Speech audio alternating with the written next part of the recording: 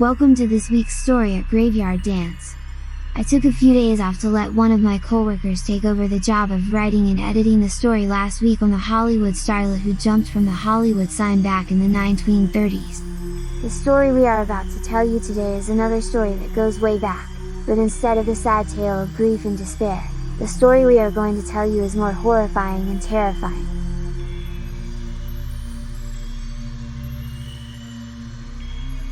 Did you ever wonder about who is looking after your kids when they are out of your sight? Have you wondered about the strange man at their school, or maybe even the guy who works at the local market? It's a very sinister and dangerous world we live in, where even the people you would least likely to expect to be monsters are some of the most vile and vicious animals that you could ever imagine.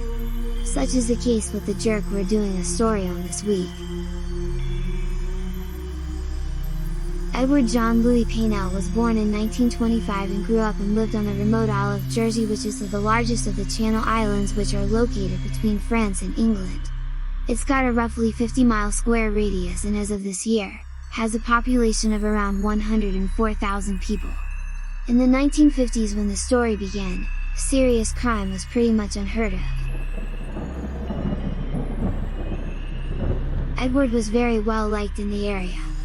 He had married a local woman named Joan who ran a local orphan's home. On at least one occasion, she had this vile piece of work play Santa for the kids. The same kids he would come to terrorize, which we'll get more into in a second. These poor, unknowing children even called this guy Uncle Ted and loved to play with him and jump into his lap and give him hugs. Not having parents, he was one of the closest things they had to one. Sad, isn't it? How any human being could ever be this close to kids, especially kids in these circumstances, and still do what he did is beyond me. There's a special place in hell for his guy, but again, I'm getting ahead of myself. The first attack on the island came in 1957. A young woman was waiting for a bus at a local stop one night when a man in a musty raincoat walked up behind her and threw a rope around her neck and led her off the side of the road, where he assaulted her. He thought he had strangled her and he left her for dead, but she managed to get up and run for help, where she gave the local police a complete description, even down to the fact that he stank. Even with the description, and the island only being 50 square miles, they couldn't figure out who it could possibly be. This type of assault became his go-to for the next 2 years until he seemed to get bored. He decided to start breaking into women's homes at night. Throughout the next few years from 59 on, he attacked many sleeping women and kids in their own homes by attacking them in the night between the hours of 10 p.m. and 3 a.m. Once he even assaulted a mother and her young daughter at the same time. They all reported the same description. A slight man who was only around 5 foot 6 inches tall, who had a strong musty odor, in other words he stank. He had a slight mustache and usually wore something covering half his face. They also claimed he had a bad Irish accent that sounded fake. He also usually had cigarettes and a lighter with him. These two facts were later seen as a way to throw off authorities. Paynell wasn't Irish and he didn't smoke, so he thought by throwing those two things into his acts that it would throw off police. He was right. It did. So much so that they began looking at the wrong man. A man who would pay a heavy price for Edward's crimes. There was a strange eccentric local named Alphonse Gasselos who was a local fisherman and who was an unmarried bachelor who lived alone. He often wore a raincoat like the person doing the attacks, and he loved taking walks at night, which is probably why he was on the public's radar. The thing that baffles me though is his physical description didn't match what the women and kids were reporting. This man had a heavy beard while the person committing the crimes did not. Still, the police and public went after him. He was questioned time and time again and constantly harassed. Other than a raincoat, no other evidence could be found even after searching his home and property. He had no previous criminal record, so the police decided not to arrest him. The public wasn't having it though. They formed a lynch mob and went after him and burned his home to the ground. He feared for his life so much that he moved far away to another island. The crimes didn't stop though.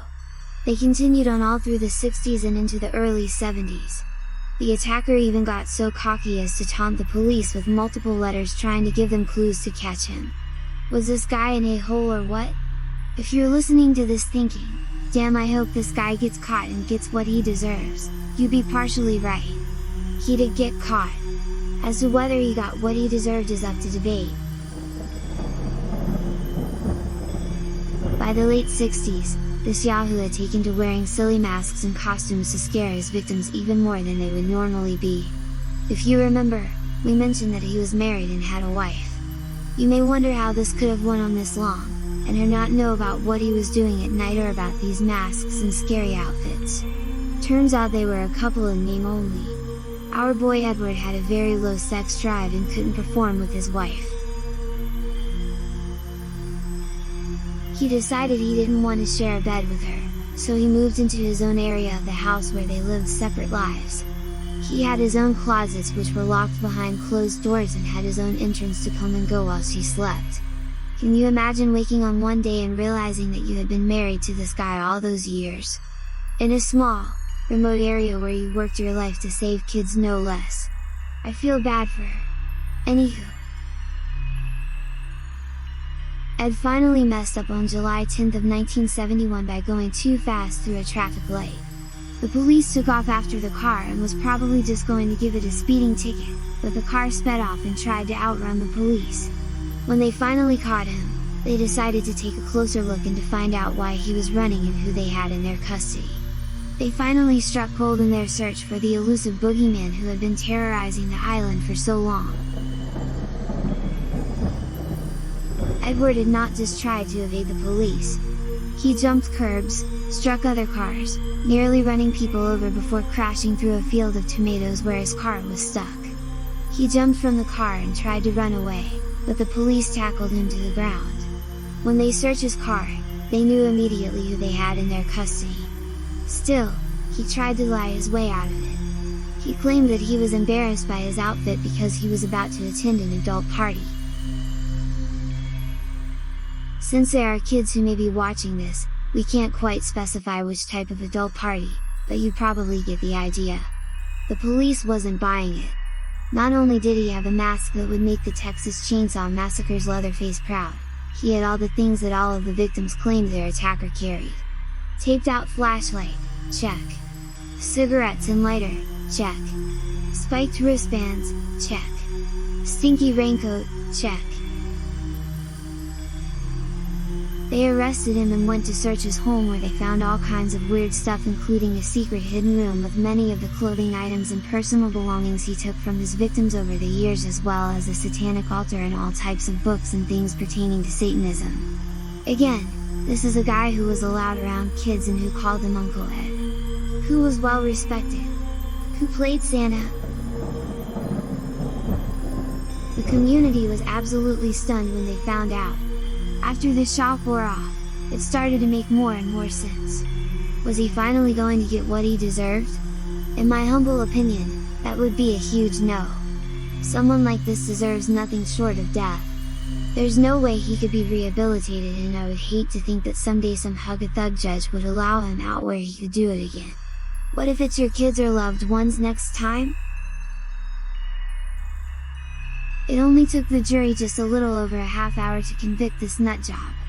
I can't really mention here without my video being flagged of what he was convicted of without getting my video flagged. I'll just say it was 13 counts of assault of a graphic nature and then some. You can do an online search for the specifics.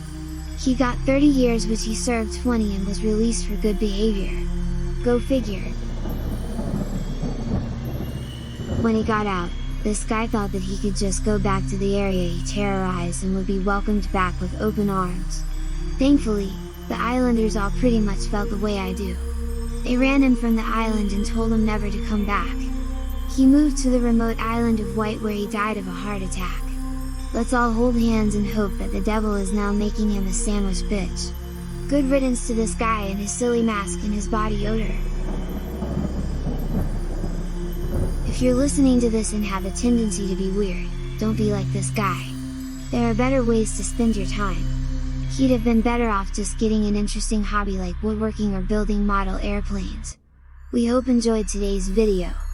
Our links to social media, merch and all that is down below in the description box. Like, share and subscribe. We appreciate ya all so much. Till next time.